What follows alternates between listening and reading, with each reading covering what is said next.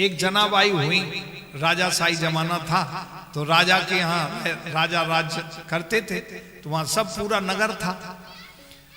तो जनाबाई का नियम था कि रोज कंडे थापना और सुखा करके कंडे को बेचना, और बेच करके जो पैसा आता उससे संतों को भोजन कराना, भगवान को भोग लगाना।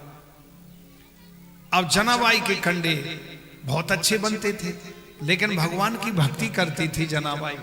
तो जनाबाई ऐसे कंडा थापती जाती और बोलती जाती, विठ्ठल विठ्ठल विठ्ठला, हरे राम राम राम हरे हरे, हरे कृष्ण कृष्ण कृष्ण हरे हरे, राधे श्याम श्याम श्याम राधे राधे, राधे कृष्ण कृष्ण कृष्ण राधे, ऐसा गा रही थी और विठ्ठल विठ्ठल भगवान का नाम गाती थी और ऐसे रखती जाती।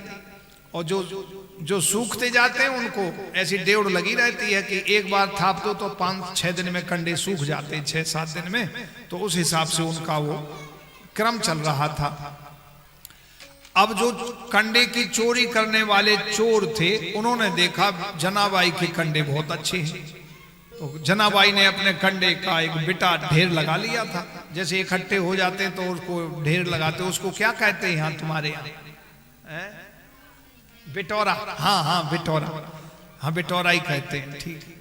तो वो बिटोरा लगाया हुआ था, बिटोरे में ऊपर पूरा भर करके और फिर बाद में उसको गोबर से अच्छे से छाप देते हैं कि बारिश में भी खराब नहीं होते और बिल्कुल सुरक्षित रखे रहते हैं कंडे। तो जनाबाई ने अपना बिटोरा लगा दिया, आधा बिटोरा हो गया। तो जो और कंडा की चोरी करने वाले तस्कर थे, जो कंडा तस्कर, हाँ हर तरह के चोर होते हैं ना, सोने की चोरी करने वाले अलग, कंडा चोर अलग, हाँ जेब कतरा अलग। हाँ बांके बिहारी में बहुत जेब कतरा, चैन कतरा बहुत पकड़े जाते हैं। हाँ वृंदावन में, हाँ पर्स खींच ले जाएं, और वहां क्या सब जगह ट्रेनों में सब जगह जेब कतरा तो घूमते ही रहते हैं। चोरों को कौन रोक सके? पकड़े जाते हैं, मार खाते हैं, कहीं मर भी जाते हैं, कोई सब चलता रहता है। तो कंडा चोर थे। अब जनाबाई बेचारी सीधी सादी भगवान का भजन कर रही थी, तो जनाबाई के कंडे चुरा लिए। जनाबाई रोने लगी कि मैं संतों को कंडा बेच करके अपने विठ्ठल भगवान को भोग लगाती थी और संतों को प्रसाद पवाती थी। बताओ मेरे कंडे ले लिए, अब मैं क्या करूं? इतने जल्दी से अब कंडे सूखेंगे नहीं। तो राजा से कही, राजा के पास जाके जनाबाई ने शिकायत की, महाराज हमारा निर्णय करो। क्या है जनाबाई, बोलो। बोले महाराज हमारे कंडे चुरा लिए किसी ने, उन कंडों को बेच करके हम भगवान विठ्ठल भगवान को भोग लगाती, उनकी पूजा करती, उनके लिए फूल श्रृंगार खरीदती, संतों को भोजन कराती, अब मैं कैसे सेवा करूंगी? जनाबाई रोने लगी, बड़ी भोली भाली मैया थी, करुण क्रंदन करने लगी, कमल नेत्रों से आंसू बहने लगे। राजा ने कहा जनाबाई तुम्हारे कंडों का क्या प्रमाण है, क्या प्रूफ है कि ये तुम्हारे कंडे हैं? कंडे तो सबके एक जैसे होते हैं, उसमें कैसे लिखा है, कोई नाम लिखा तुम्हारे कंडों में? जनाबाई रोती रोती कहती, हाँ महाराज हमारे कंडों में विठ्ठल भगवान की आवाज आएगी तो वो हमारे कंडे हैं। अच्छा, बोले हाँ।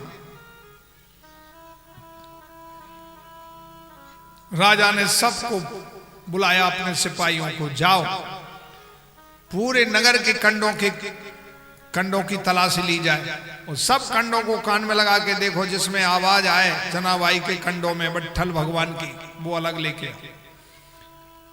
अब राजा के सिपाही गए और पूरे नगर में जितने कंडे थे सबके बिटोरा खोल खोल के सब कान लगा के देखे।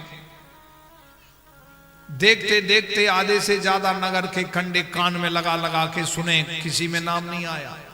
एक जगह रखे थे छुपे हुए कंडे, उनमें देखा तो सब में कानों में आवाज आ रही, कंडों से आवाज आ रही, विठ्ठल विठ्ठल विठ्ठल विठ्ठल विठ्ठल विठ्ठल विठ्ठल विठ्ठल, भगवान का नाम, राम राम सीता राम, राधे श्याम कृष्ण कृष्ण राधे राधे, ऐसी आवाज आ रही। वो सिपाही तो बड़े आश्चर्य में रह गए, अरे इसमें भी आ रही है। सब कंडे इकट्ठे करके राजा के राज्य में पेश किए। महाराज ये कंडे जनाबाई के हैं। राजा को आश्चर्य हुआ, बोले अरे ऐसे कैसे हो सकता है? बोले महाराज हमें इनमें सुनाई दिया है, राजा ने कहा अच्छा। जनाबाई को बुलाया, जनाबाई तुम्हारे एक कंडे हैं? बोले महाराज जिन कंडों में भगवान का नाम आवे वो हमारे कंडे हैं। तो इन सिपाहियों को सुनाई दिया है, हम विश्वास नहीं मान सकते, हमको लाओ एक कंडा। राजा को एक सिंहासन के पास ले गए, राजा ने लिया, कान में सुना तो राजा को सुनाई नहीं दिया। बोले हमको सुनाई नहीं दे रहा है, हम कैसे माने? जनाबाई ने वहीं भरी सभा में कंडों के पास खड़े हुए हाथ जोड़ के प्रार्थना की कि हे विठ्ठल भगवान, यदि मैंने सच्चे मन से आपकी भक्ति की हो, आपको भोग लगाया हो और सच्चे मन से हमने आपके संतों की सेवा की हो, तो इन राजा को भी कुछ अपना चमत्कार बता दो इनके। तो जनाबाई के कान में आवाज आई, जनाबाई तुमने हमें भगवान की पीतल की मूर्ति, विठ्ठल की मूर्ति को साक्षात मान के पूजा की, राजा को तो अबे भगवान पे विश्वास नहीं है, इसलिए राजा को विश्वास जब तक नहीं होगा तब तक सुनाई नहीं देगा। जनाबाई ने कहा महाराज विठ्ठल भगवान कह रहे हैं कि आपने अभी भगवान को पीतल का ही समझ के रखा है, पत्थर का, अभी आपको साक्षात भाव का विश्वास नहीं है, हमें भगवान कह रहे हैं। तो राजा की समझ में आ गया, बोले हाँ ये तो मैं सोचता हूं, मैं राजा हूं।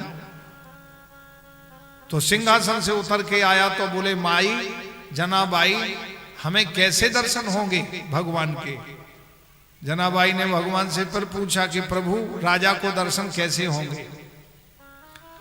बोले जनाबाई के चरणों का जल लेके अपने ऊपर छिड़क लो तो दर्शन हो जाएगा। जनाबाई अब राजा से संकोच के मारे ना कहे, लेकिन कह ही दिया कि जब भगवान की आज्ञा है। बोले राजन क्षमा करना, आप राजा हैं, मैं तो छोटी सी भगवान की सेविका हूं, लेकिन भगवान कह रहे हैं कि हमारे चरणों का जल आप ऊपर छिड़क लोगे तो दर्शन हो जाएगा। अच्छा और नहीं हुआ तो? बोले महाराज भगवान की आज्ञा मुझे हुई है, और नहीं हुआ तो तुम्हारी गर्दन काट देंगे। राजा ने जनाबाई के चरणों को धोया और धो करके अपने ऊपर छिड़का, छिड़कते ही उन्हीं कंडों में साक्षात भगवान कृष्ण का दर्शन हो गया। जनाबाई के दर्शन कर लिए। राजा ने जनाबाई के चरणों में प्रणाम किया, धन्य है माई तेरी भक्ति। जनाबाई के कंडे बोले विठ्ठल विठ्ठल विठ्ठला, हे जनाबाई तेरी भक्ति धन्य है। अरे तेरे भक्ति के प्रभाव से कंडों में भी आवाज भगवान की आ रही है, गाय के गोबर के कंडों में, उपलों में।